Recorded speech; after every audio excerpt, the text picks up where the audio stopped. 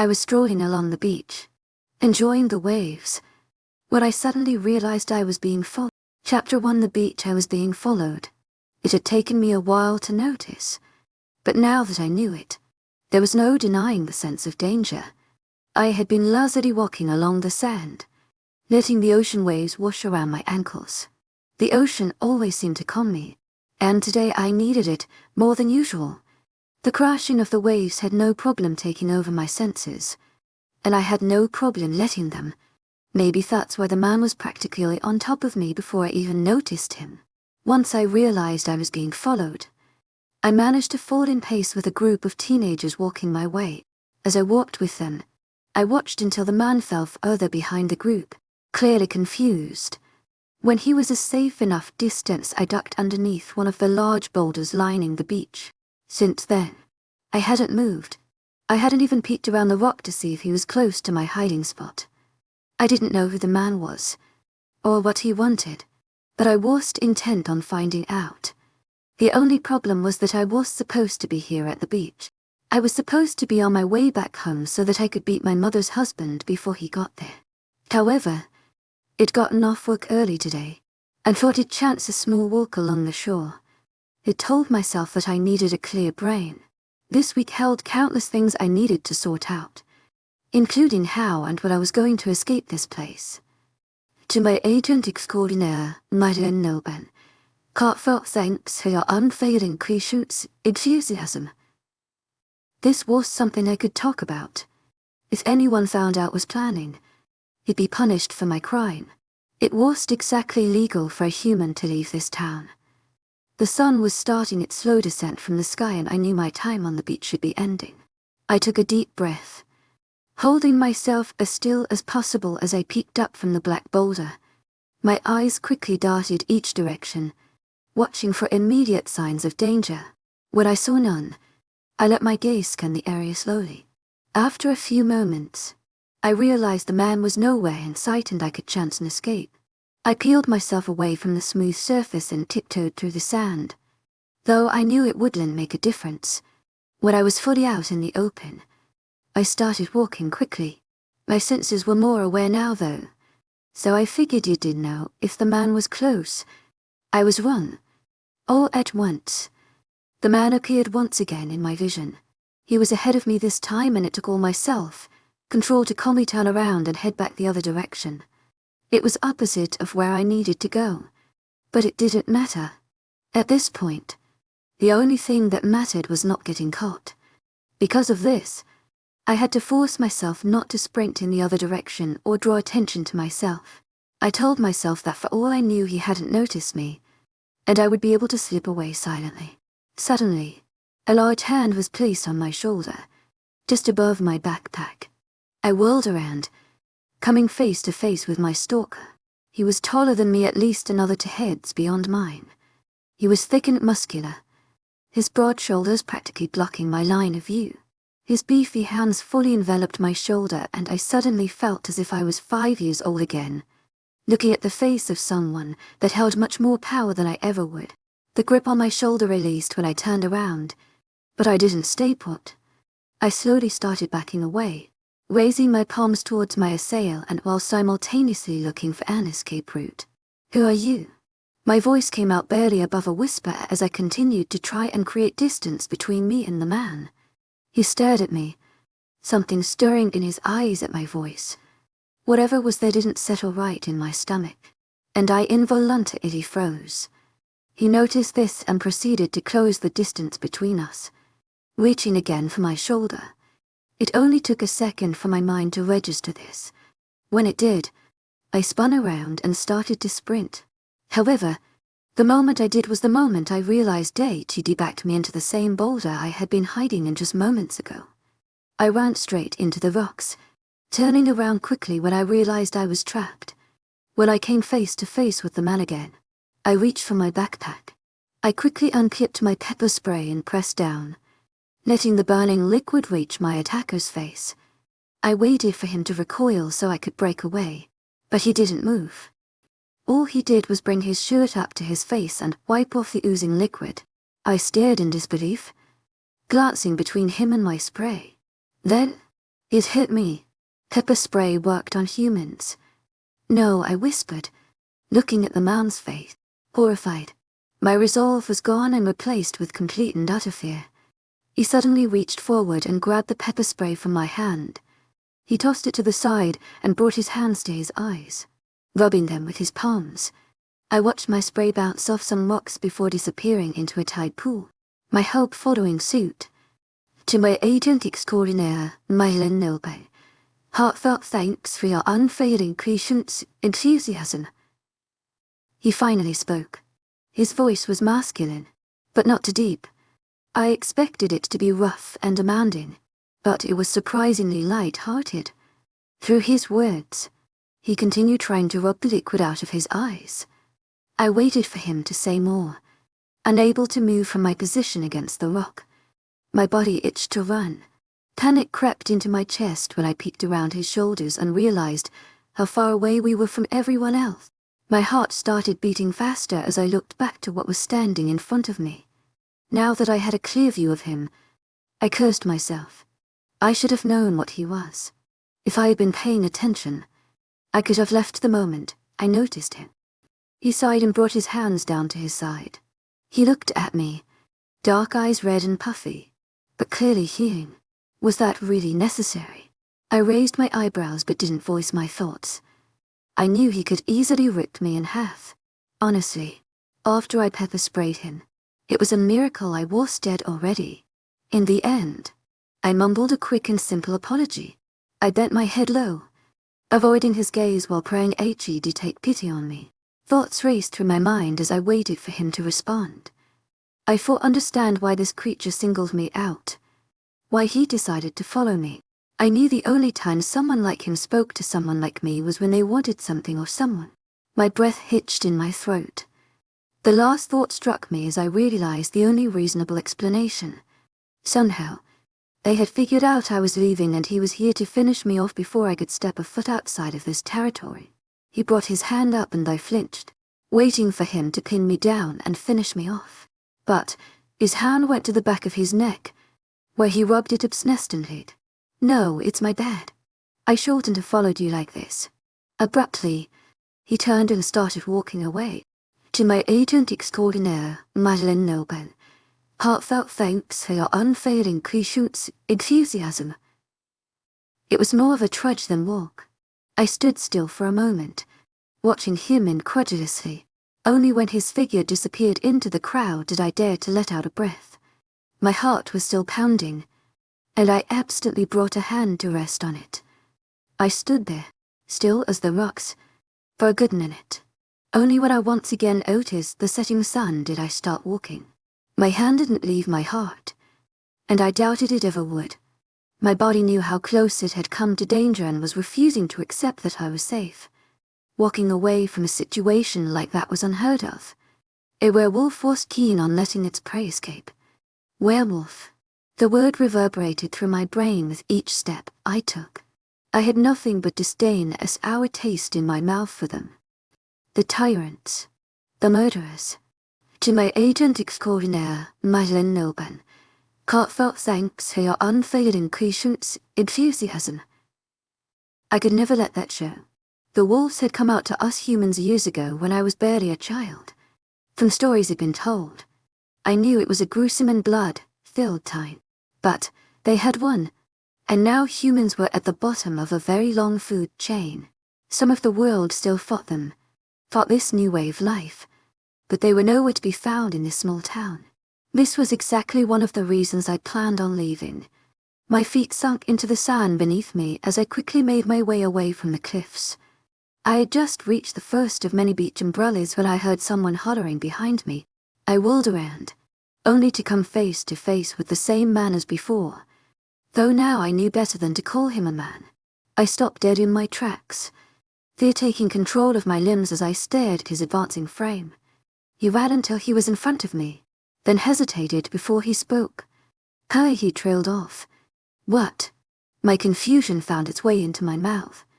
I clamped my hand over it as soon as the word came out. You didn't question them. I'm sorry about earlier. You just took me off guard. His frame was starting to relax, But mine was doing the opposite. He looked into my eyes, waiting for me to answer. I hesitated before responding, voice trembling. My statement came out as a question. The thing in front of me half smiled. It's all right. You don't have to be afraid of me. He reached out his hand and I jumped back. Once my feet started moving, they didn't stop. I was suddenly sprinting off the beach, very aware of the accusatory stares shot my direction. This wolf and I were disturbing the supposed peace. I heard him struggling in the sand behind me, trying to catch up. I only ran faster. I knew I shouldn't have turned my back on him, but there was no going back now. If I stopped, he'd tear me to shreds. Wait, he called just as my foot hit the wooden steps that led up to the pavement. I didn't stop at his words, but that didn't deter him. Before I could finish making it up the stairs, my wrist was caught in his hand, and he was holding me hostage. I whirled around to face him, only barely holding back a scream. Okay, this is going seriously wrong. He panted. His words were rushed, stressed. All I could do was stare at him and wait for my fate. However, the minute I thought he would kill me, he took a deep breath, his shoulders rising and falling with the action. What's your name? What? I cried out, thoroughly confused. I was pulling against his grip, but he didn't seem to notice. He raised one of his eyebrows and repeated his question. What's your name? Why do you want to know my name? He took another deep breath and loosened his grip on my wrist, ultimately letting it go. However, when I tried to sprint away, he grabbed it once again. I watched in horror as varying emotions filled his face, most of them being rage. I flinched violently when his free hand suddenly raised to the sky before resting on the back of his head. I can't believe this is really happening. He looked at me, then to the sky, grumbling something else unintelligible. I held my breath as he spoke, not daring to move an inch. He either didn't notice my reaction or didn't care. Look, I'm sorry, and I don't mean to scare you. And I know this is abrupt. He hesitated it again, trailing off. His arm fell to his neck, where he continued to rest it. His frame seemed to be relaxed and stressed at the same time, only adding to my confusion. Can I just leave? My own voice met my ears, surprising me. He met my surprise for a minute, before letting his eyes darken. No, why? I was on the verge of a panic attack. Because... He trailed off, trying to find words. You just can't. To my agent extraordinaire, Noble, heartfelt thanks for your unfailing patience, enthusiasm. I didn't dare ask another question as his eyes seemed to fight varying colors. They turned from a deep, obsidian blue to bright red to many times to count, his face contorting each time they did. I took this time to study his features, noticing he looked like many of the rest of his kind.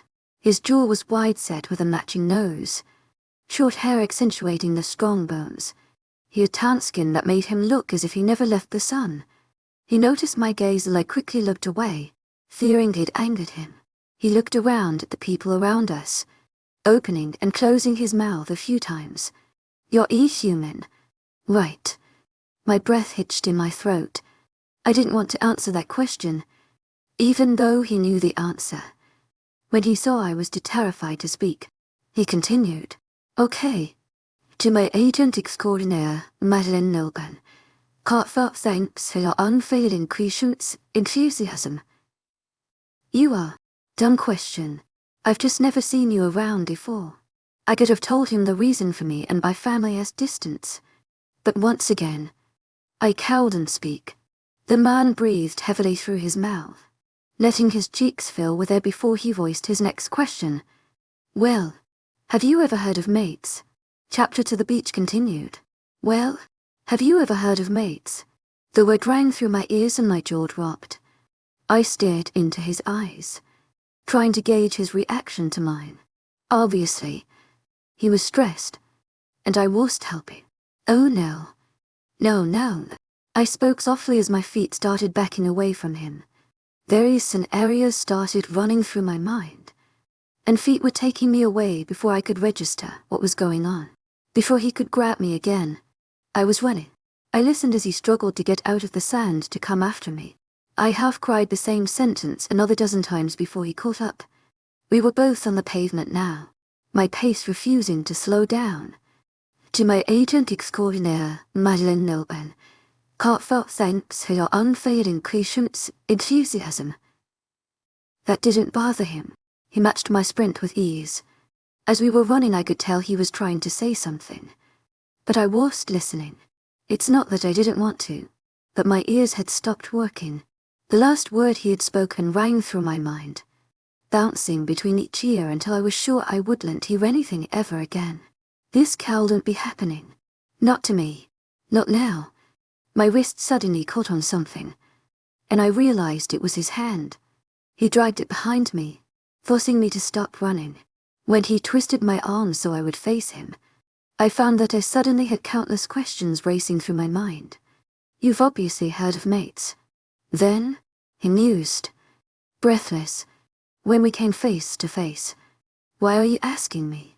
The first question left my lips, though I could tell it was a forced movement, just a hunch. He carefully studied my face as his words left his mouth. My entire body tensed. I somehow knew he was going to say something like that, but that did nothing to help my panic. My breathing was now coming out forced and erratic, sweat slowly forming on the back of my neck. When he saw my frame, he tensed a bit more. A hunch. Are you sure? I breathed out. He looked startled by my question, but as the shock melted away, he gave a half smile, almost laughing. Yeah. I tried to pry away my wrist from his hands, desperately wanting to be anywhere else in the world. However, he didn't budge. He didn't speak either, and he looked as if he was waiting for me to say something. Who are you? My second question made itself known. He puffed out his chest slightly before speaking. Samuel Clark, beta of the Crimson Eye Pack. My eyes widened and my word came out as a whisper. No, you can't be him. I knew who he was. He was ruthless. His alpha was insane. Their pack spared nothing when it came to keeping the new order. Of every werewolf never wanted to have a conversation with, he was the first. Who are you? His voice came out almost comical. I looked him up and down, stopping for a second on his dark eyes. They corresponded with the dark color of his hair, and went perfectly with his tan skin. I stopped my eyes there, shutting them tightly. I refused to believe this was happening. No, I answered his question, though not as he would have liked. I took his surprise at my answer to my advantage and pried my hand away from his grasp. Then, I started walking away from him. I wanted to run, but my limbs were growing tired. I also knew that Samuel would catch up to me. To my agent extraordinaire, Madeleine, heartfelt thanks for your unfailing patience, enthusiasm. My feet carried me in an unknown direction as my thoughts wandered. If what Samuel was saying was true, then I was screwed. There was no getting out of this town, he would make sure of that. He caught up to me again, and I could see a smile plastered on his face. He brought his arms out while walking to me. What do you mean now? I mean no and everything that goes along with the word. I couldn't help half-crying the sentence. I was in panic mode, something Samuel clearly enjoyed. Judging by his reactions, he brought his arms down and tried to pull on my own. I yanked them away from his grasp and brought them closer to my chest, walking faster. However, this didn't deter him. I know what no means. What I meant was why. What's wrong with you? I stopped at his words. Nothing is wrong with me.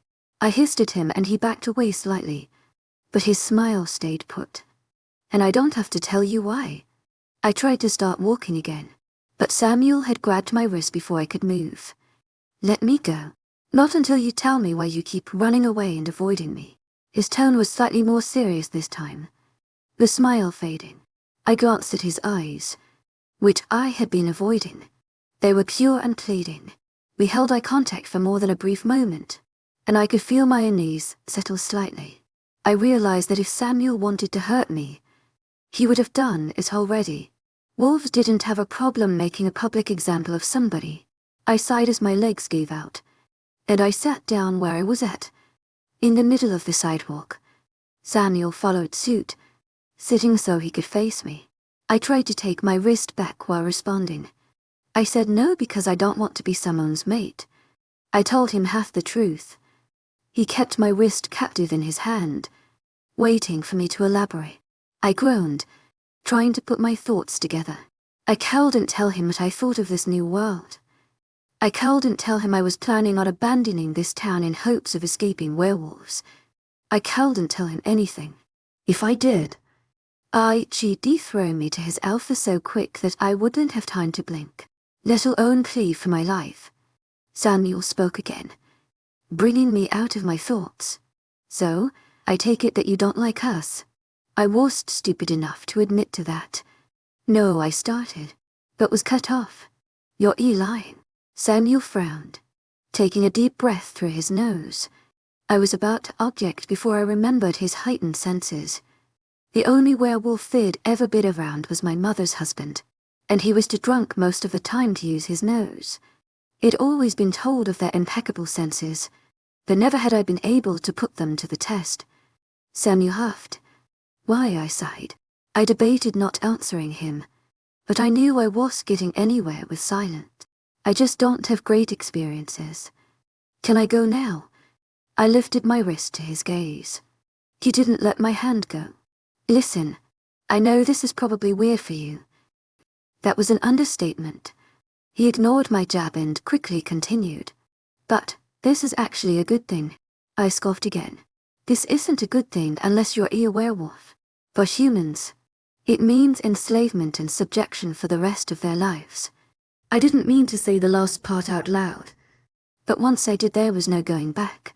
I gave a side glance to Samuel, anticipating his reaction. When I looked at him, though, he was quietly letting the gears turn in his mind. If I didn't know any better, I would have thought I saw an ounce of hurt in his eyes.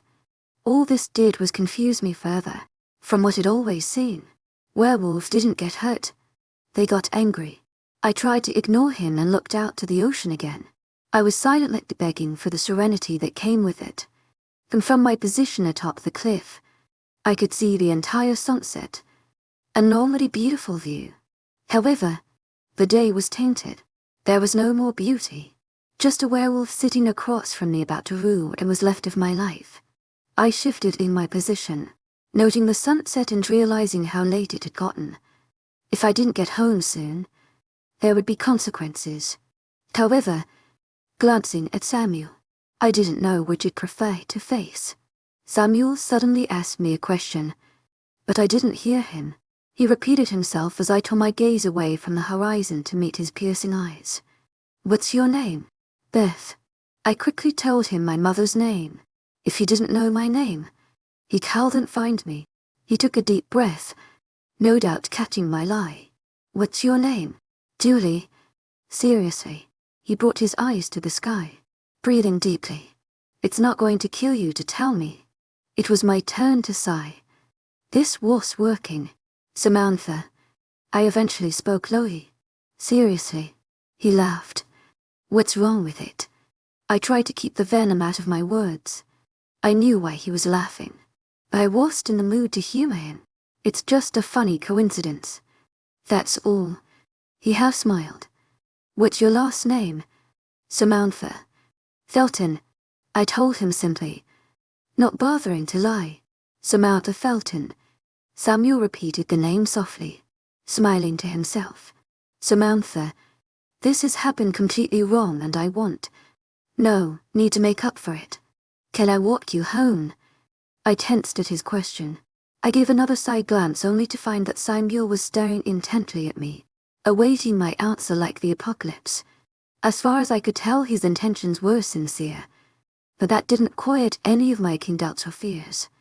The last thing I wanted Samuel to know is where I lived. Why should I? Samuel smiled. A full-on, ear-to-ear, teeth showing, smile. Well, I'll let go of your hand. He paused and peeled back his fingers from mine. I was standing in the next instant, ready to bolt. And two, it's getting late and you don't have your pepper spray. I stopped mid-turn as my hand flinched to my backpack. I closed my eyes and let my head drop, realizing I left it on the beach where Samuel had so kindly thrown it. I weighed my options and what he was telling me but decided to keep walking. After what I'd faced today, I could walk home without pepper spray. And for 3, Samuel walked up beside me. I can show you why I'm not such a bad choice for a mate. His voice was perky like he had already won the battle. I'm not your mate. I spat the word. I'm a human. Samuel raised his hands in defeat. I can show you why I'm not a bad choice for a friend. I rolled my eyes. I clearly know you already have other intentions. Maybe. But what if we forget about all that? Maybe we can start over. It's kind of hard to start over when one of the first things you say to me is I'm your mate. My tone was harsh and unforgiving. I knew I shouldn't be speaking to a werewolf like this, but in this moment I had no control. Avoiding Samuel's gaze, I looked to my right and caught a glance of the horizon. I looked out only to see the sun truly starting to set, bits of it disappearing beneath the ocean. At this sight, a new wave of panic hit. Samuel was still talking, but I wasn't paying attention to him. Now, I looked down at my watch only to confirm my fears. I was beyond late. I cursed myself and quickly adjusted my backpack before sprinting in the opposite direction of the beach. I had just gotten underway when I was pulled back once again. I looked back to see Samuel holding my backpack by the handle, preventing me from moving further. Let me go. I have to go. I practically screamed at him. He was alarmed at my sudden shift of emotion, but didn't budge. What's wrong with you? That was the second time HED asked me that tonight, and my face flushed with rage. I didn't have time for this. Nothing is wrong with me. You're either one holding me hostage, I snarled, pulling against his grip and debating leaving my backpack behind. Well, that's a bit dramatic. He laughed. I stopped struggling for a moment, ignoring his comment. Look, I have to go. To my agent extraordinaire, Madeleine Noble. Heartfelt thanks for your unfailing patience, enthusiasm. I had to go 30 minutes ago, but thanks to you, I tried tugging my bag from his grip as I spoke my last sentence. I got distracted. So, why don't you let me walk you home? I stared at him, wide-eyed, abruptly realizing there was no way around this. You know what? I don't care what you do. I half shouted, earning a smile from Samuel. But I have to go now. Samuel brought his hands up in surrender, and I once again adjusted my backpack. As soon as it was settled, though, my bag was being taken off my back. I looked behind me to see Samuel slipping the straps off my shoulders and putting them on his own. I stared at him, clearly annoyed. What? He questioned, a false innocence to his voice. I just don't want you running off again. I groaned. We both know you could easily catch up. The statement made me shudder. Samuel ignored my comment, stepping easily into the pace I set. So where is home? Just off Bury Street. My words came out rushed as I quickened my pace. That's not too far. How am I supposed to charm you in such little time? I rolled my eyes. Not sure that's possible with any amount of time. Samuel smiled. So what were you doing at the beach? Taking a break. I tried to ignore him as I focused on my flip, flop slapping against the pavement. Pieces of sand flying up to my calves. From what? Life.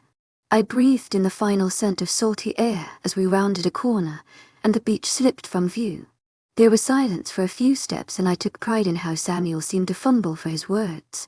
I wasn't giving him much to work with. I was actually getting ready to take a run when I saw you. Samuel told me.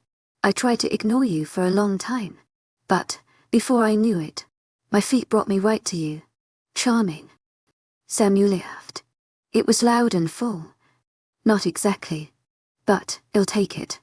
He paused before his next question. Who do you live with? My mother and her husband. I wanted to lie, but there was no point.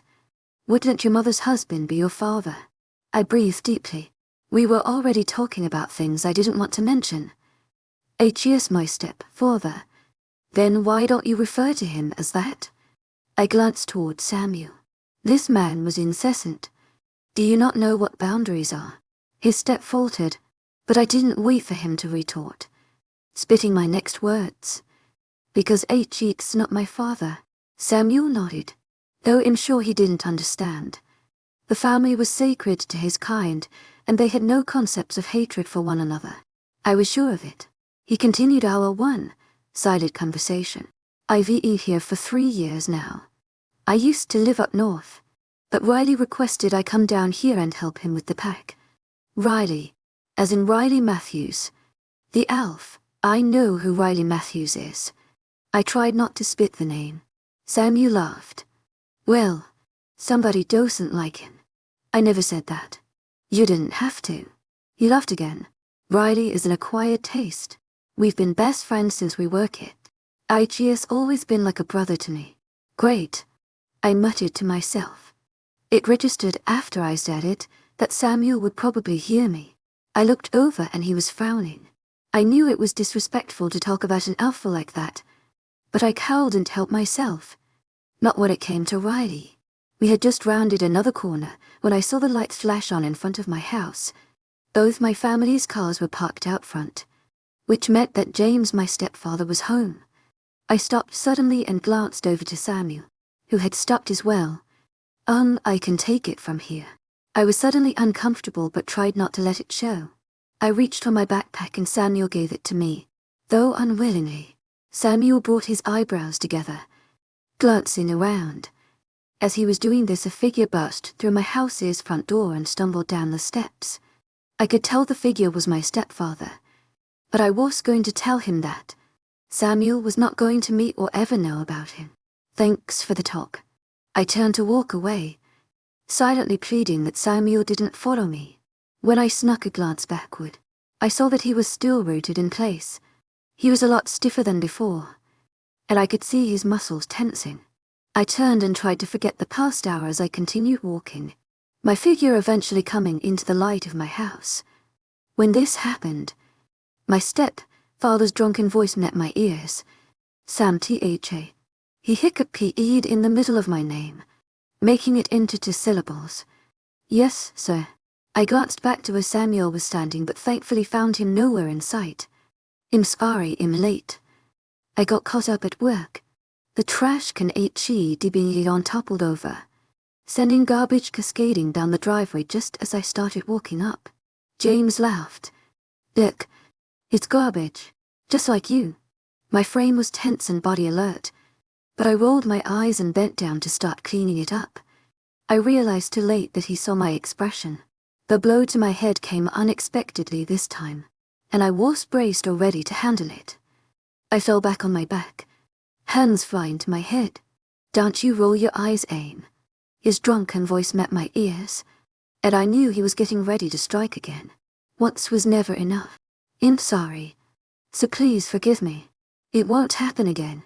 I scooted up until I was on my knees and bowed my head. Pleading, I watched James approach me from underneath my hair, preparing for another blow. I braced my body, preparing for the worst. James, honey. My mother's voice met my ears and he stopped. W had your want, Beth. He hollered back towards the house. I could see my mother standing in the doorway, her frame casting shadows across the yard. Honey, your dinner is ready. Her voice cooed across the yard, pulling James back into her falsely loving arms. I let out a breath of relief as James started walking back towards the house, crumbling along the way. It was only when he was inside the house with the door shut that I let myself relax. In that moment, I realized I was shaking. I tried to calm my nerves and trembling hands but eventually gave up. I fell to the side of my knees and brought my hand gingerly to my temple, testing the surface for blood. Luckily there was no broken skin, and HED hit me where my hair fell, so no one would notice the bruise.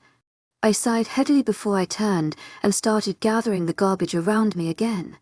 As I was pushing rotten food back into the black plastic bags, I heard a rustling sound behind me.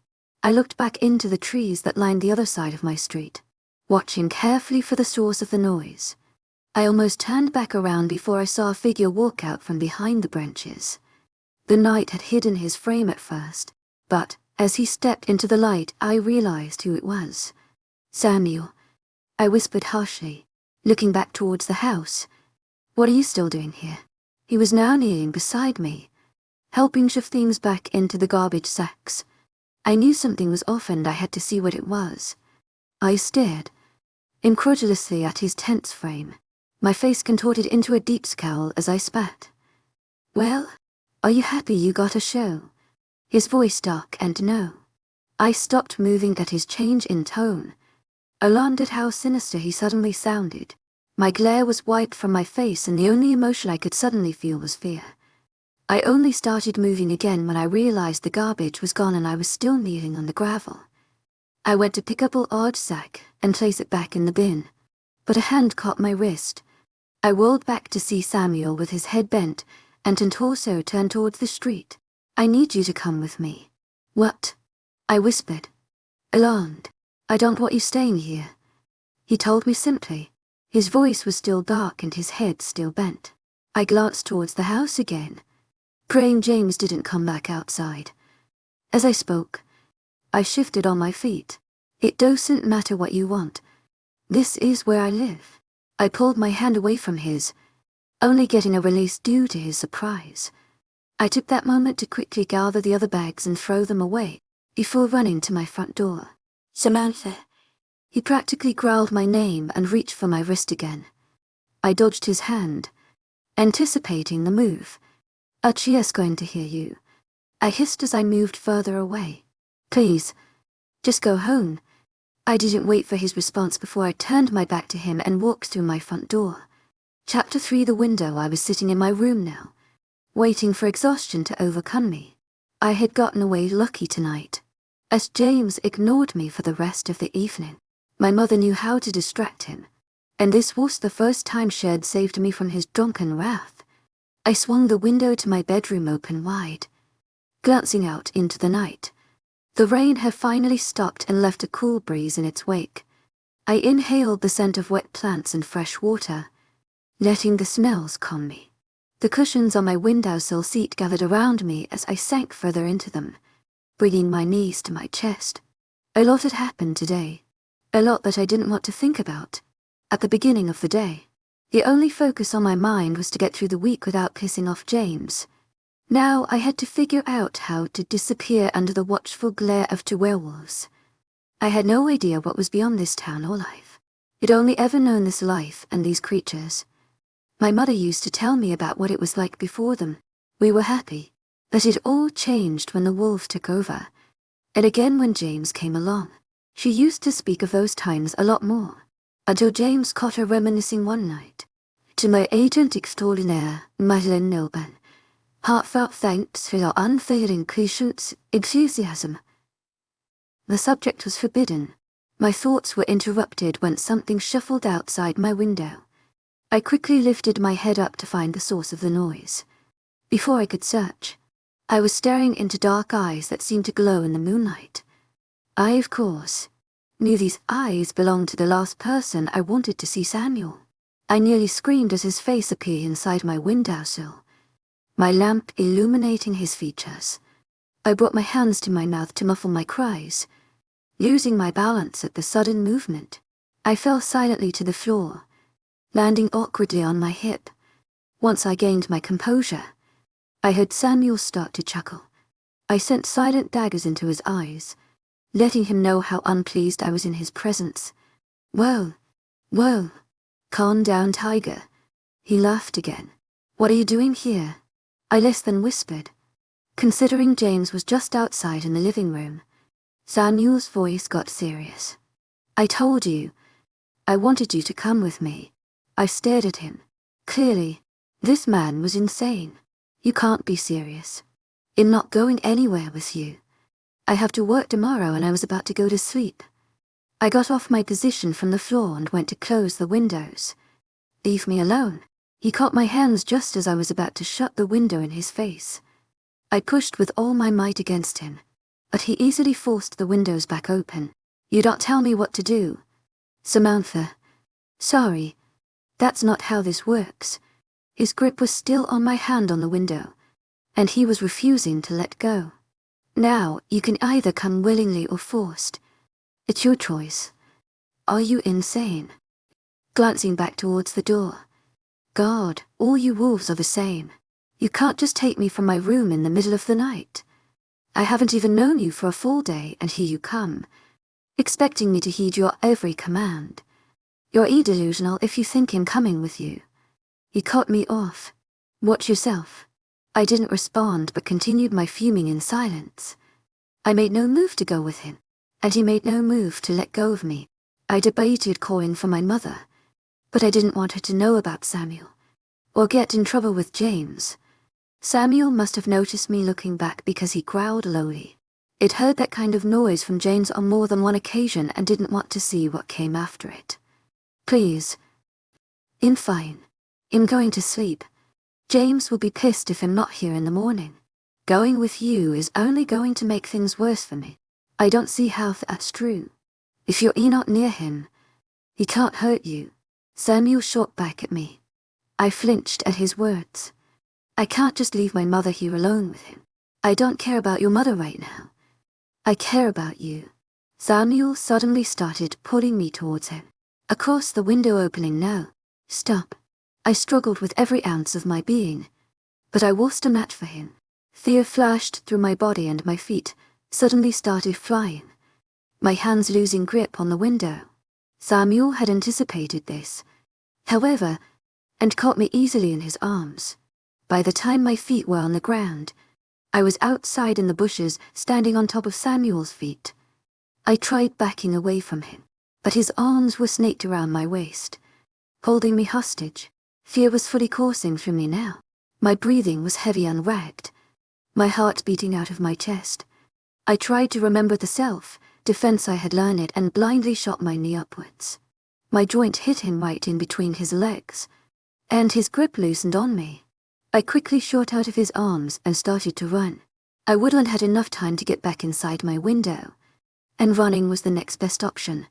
Even though he was easily faster than me, I had to try. I didn't look back to see if he was following, but I was sure he wouldn't just let me go. I quickly ran across the street and darted into the first line of trees that I could see, disappearing into their leaves.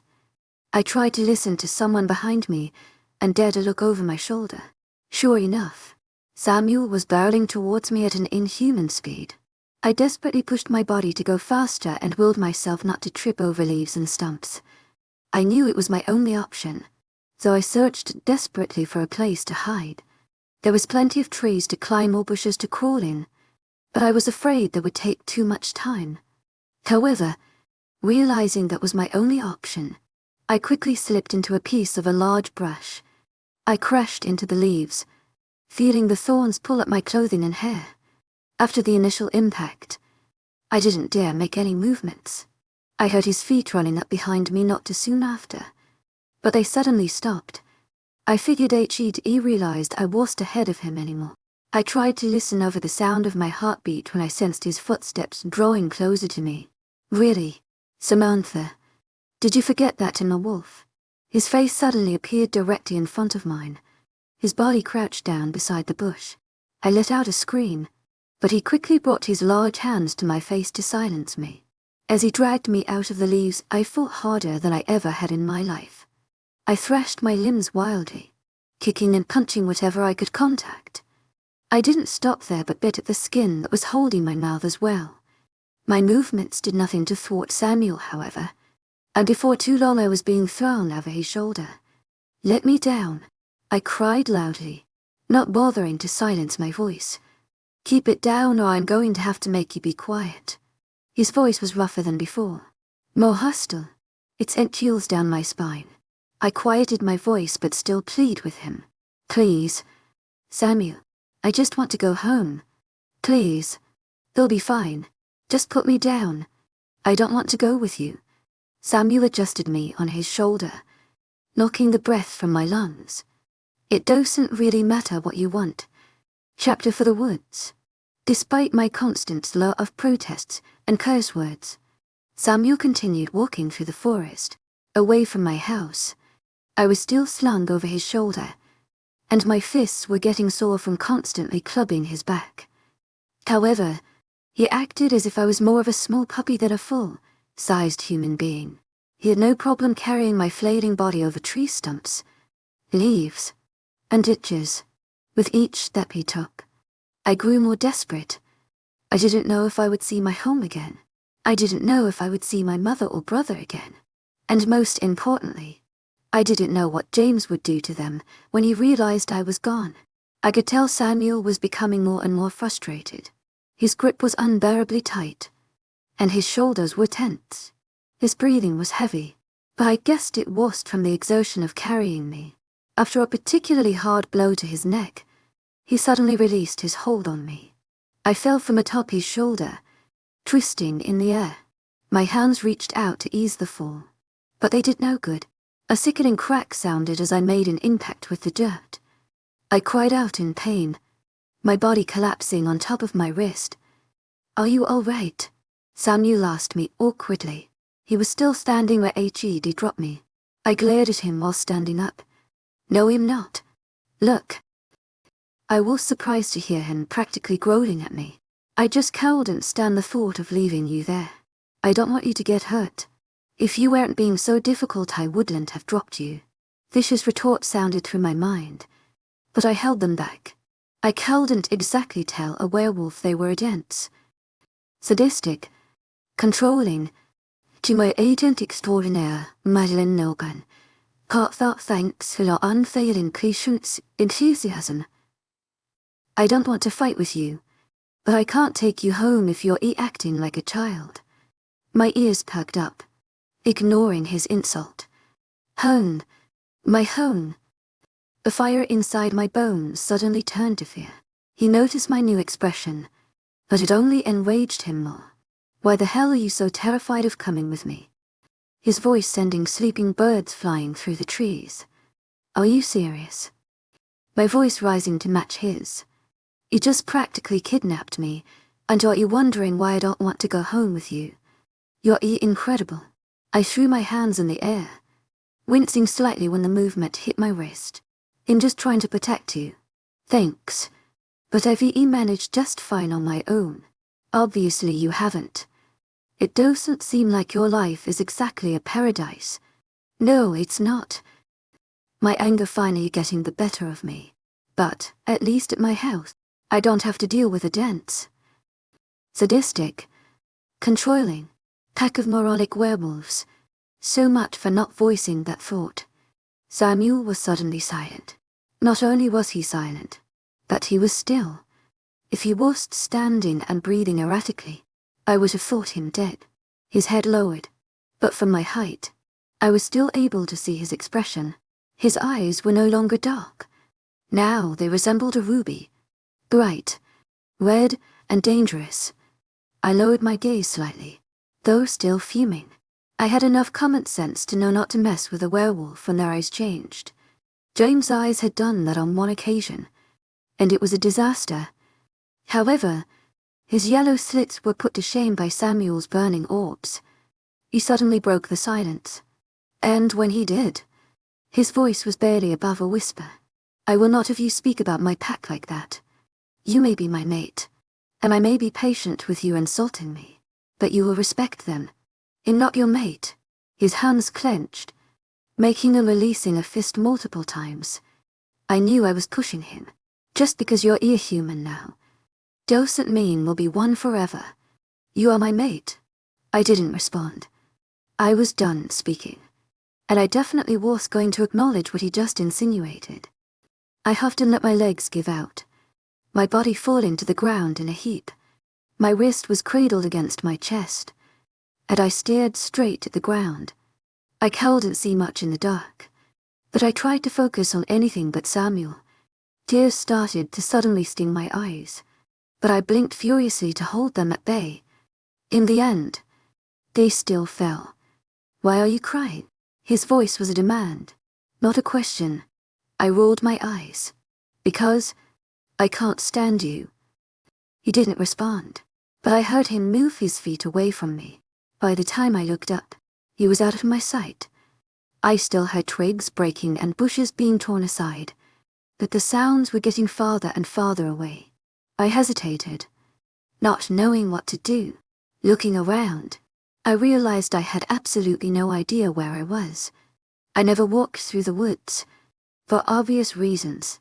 But now I was beginning to regret my cowardice, because I was sitting alone, enthusiasm, in the dirt, in the middle of the night, with a deranged wolfman on the loose.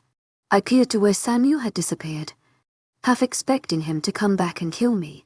To my agent extraordinaire, Madeleine, heartfelt thanks for your unfailing patience, enthusiasm. I had insulted and rejected him and his precious pack. Still, I wasn't going to sit and wait around for something bad to happen. I lifted myself carefully off the ground, not moving my wrist from its position on my chest. I was still crying, but the tears were falling slowly, almost mockingly. I turned around and began to walk in the direction opposite that Samuel had gone. I lifted my legs up higher than normal, in order to avoid any uprooted trees I couldn't see. I knew I was making a lot of noise, but I didn't care. Samuel would have been able to sniff me out anyway. Our conversation reverberated through my ears, and I thought of all the things I could have said to him.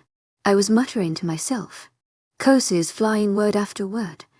The night was cold, however, and my mumbling soon died down. I focused instead on wrapping my nightshirt closer to my body and trying to find a clearing of trees. I knew summer was ending by the way the nights had started to get colder. Normally this didn't bother me because at night I was usually laying in bed, tucked underneath a thick duvet. If I ever made it home, I didn't think I'd wear shorts to bed again. I wasn't necessarily shivering as I walked, but goosebumps were starting to rise. I hadn't noticed the cold earlier because of my adrenaline taking over, but it was starting to subside. With it, so did my courage. It was slowly dawning on me how much trouble I was in. Not only the trouble of the moment, but in the days to come. If I did make it home, I was sure that James would have found me missing by now. That meant he would have thought I sneaked out. I flinched as I realized what a gruesome punishment that would be. On the other hand, if Samuel really did take me to his home, I was done for. No more family, no more freedom, depending on his pack, maybe even no more humanity. I stopped walking as that thought passed my mind. A werewolf was supposed to have a human as a mate. Still, it happened. When it did happen, many packs preferred the human be turned. When they weren't, they were practically exiled. My mother and James were the perfect examples. James had met my mother, wooed her with his fake charm, then attempted to turn her. When he found out she had kids though, he didn't turn her. He realized, only after he claimed her, that us kids would have to be turned as well. This meant he would have sole responsibility for us, which he had no intention of taking on. So, he chose the exile choice and we were stuck with him. Alone. My mother was never able to leave James, but not because she loved him back. She may have been his mate, but he wasn't hers. Humans don't mate like the wolves do. The only reason she'd stayed with him was that he constantly threatened to kill her. She'd always told me to do better than her, and I'd always promised her I would. It seemed that promise was going to be in vain. I stared around at my surroundings once again. Not much time had passed, and I guessed I hadn't gotten very far. Plus, my wrist was aching more than ever. I cursed Samuel for bringing me into this situation, but I was beginning to realize he may be my only way out. This forest was large enough that I could walk for a few days and still be lost. It had happened to many hiking tourists. I knew that the trees wrapped around the cliffs next to the beach, but other than that I didn't know much about the area I was in. I mused over my options. I could wait here until morning and then resume my journey, or I could ask Samuel for help. I knew he was still lurking somewhere beyond the trees. Wolves never let their prey wander far. As if in answer to my thought, I heard something crack behind me. I whirled around, realizing that asking Samuel for anything was not an option. I was about to tell him off when my eyes rested on the source of the noise. I stopped dead in my tracks, stopped breathing, moving, blinking. I was staring into the red eyes of a wolf. I couldn't tell what color its fur was in the darkness, but that didn't matter. The wolf was growling lightly, though no teeth were bared. I watched in horror as it approached me, my feet suddenly glued to the ground. The wolf's movements were slow and calculated, and he was staring straight back into my eyes. His body was equal to my height. The wolf continued walking until he was about a foot ahead of me. I braced myself, knowing what was about to come. Chapter 5. The woods continued. I waited and waited, but the wolf never lunged. He stayed in place, a foot away from me. We both stood in our position. For a few agonizing minutes, I didn't dare move, speak, or even breathe. I didn't know what kind of wolf Samuel was. Obviously, he had some sort of thinking ability, but that didn't do much to calm my nerves. Thinking could easily be overpowered by instinct. The instinct to kill, or at the very least, maim to weaken his prey. When I didn't move, the wolf eventually relaxed, sensing that I was no immediate threat. He sat back on his legs but still stared intently at me. I cowled and helped but think he was waiting for something. Okay, I breathed out slowly, testing the waters. Nothing was going to change until I said something. Still, I spoke slowly, almost as if to a child. Obviously you're angry, pissed. But we don't need to do anything we're going to regret. I was speaking more about his actions than my own. At my words, the wolf stiffened. A breath caught in my throat. I waited in suspense for him to assert his dominance. It heard the stories and seen James in action. If a werewolf was threatened, they wouldn't hesitate to show you what you were up against. However, to my surprise, he stayed in the same rigid position. My instincts were taking over as well, and before I knew it my body was shifting to a less threatening position. I brought my hands slowly up, palms facing him. I then mimicked the wolf's earlier movements and knelt on the ground, my hands still raised. Finally, and begrudgingly, I lowered my gaze. Once I was beneath his line of vision, he seemed satisfied. His shoulders moved out to the side slightly, as he adjusted his stance. He was still towering over me and made no move to change that. We both stood still and quiet for a few more moments before I finally broke it once again.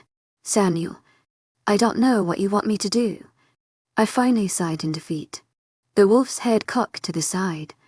Where it paused, he blinked a few times, before shifting his weight to all four legs. Standing up, he slowly stepped towards me, and my heart started pounding in my chest. Even though he didn't seem angry or out of control, I was petrified because I was, well, helpless. Once at my side, the animal brought one of his front paws to the air beside him. I tried to decode the meaning of the gesture, but the wolf grew impatient. He raised his paw again, but this time connected it to my arm, dragging it lightly down to the ground. My body followed the paw's movement, falling gently to the side. My legs were now stretched out in front of me, my arms folded lightly in my chest. I leaned up against a tree, letting my back rest on its trunk. From an onlooker's point of view, I was at ease in this position. The wolf seemed satisfied. He came and laid down next to the tree, letting out a large breath of air. As I listened, I could tell his breathing was even and heavy. I snuck a glance at Samuel, noticing his eyes were closed. Okay, we're sitting down. Great. Are we staying here all night? Slight bitterness crept into my voice. Samuel opened an eye, watching me. This isn't exactly paradise. I mocked his earlier phrase. He snorted and the atmosphere lightened considerably. I was beginning to realize he wasn't angry, but I couldn't tell what he was feeling. I fidgeted with my fingers, only realizing after I did so that my wrist was still hurting. Bringing it up to my line of vision, I tried to see the details of my skin. It was difficult, considering the only light I had was the moon shining through the trees. Eventually, I found that there was a larger than normal bump on my wrist bone, and I figured that was where the bone had cracked. I touched it gingerly just to be sure and sucked in a breath when the shooting pain hit. Samuel moved next to me, opening both of his eyes. He was watching me as I fiddled with my hand. I noticed his glance and put my arm back down, smiling slightly in his direction. At his glimpse, It suddenly hit me that now was the perfect time for me to voice my thoughts without him interjecting his own. "It's no problem. Just a sprain." But I hesitated, considering the outcome of what I would say. It could potentially be disastrous. "I can fix it up no problem back at my house." The wolf stiffened and his eyes bored into mine. I stared back. But, instead of growling at the challenge, Samuel whimpered. I was caught off guard by the sound and shifted uncomfortably. "If you take me back home, I have an old brace I could put on. It'll be good as new. It won't hurt anymore." The wolf was stiff as a board now, and I realized that my propositions weren't going over well. So I used my last negotiating option. "You can stay there, with me if you want. Make sure nothing happens." He didn't respond immediately, so I waited in silence. Never-ending, torturous silence.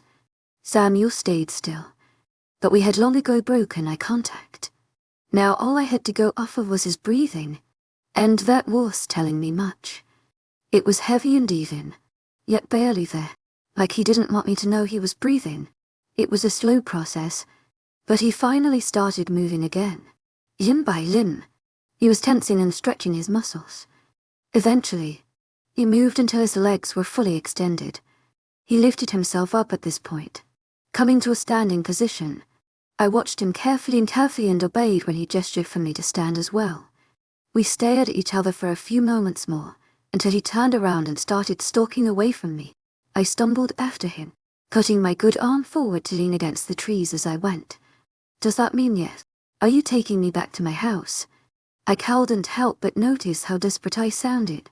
Samuel paused his trudging, glancing backward. He hung his head, but I noticed him give a slight nod. My heart leapt. I let out the smallest gasp, almost too quiet for my own ears. However, Samuel heard it, and I could have sworn I saw him roll his eyes. I didn't care though. I was going home.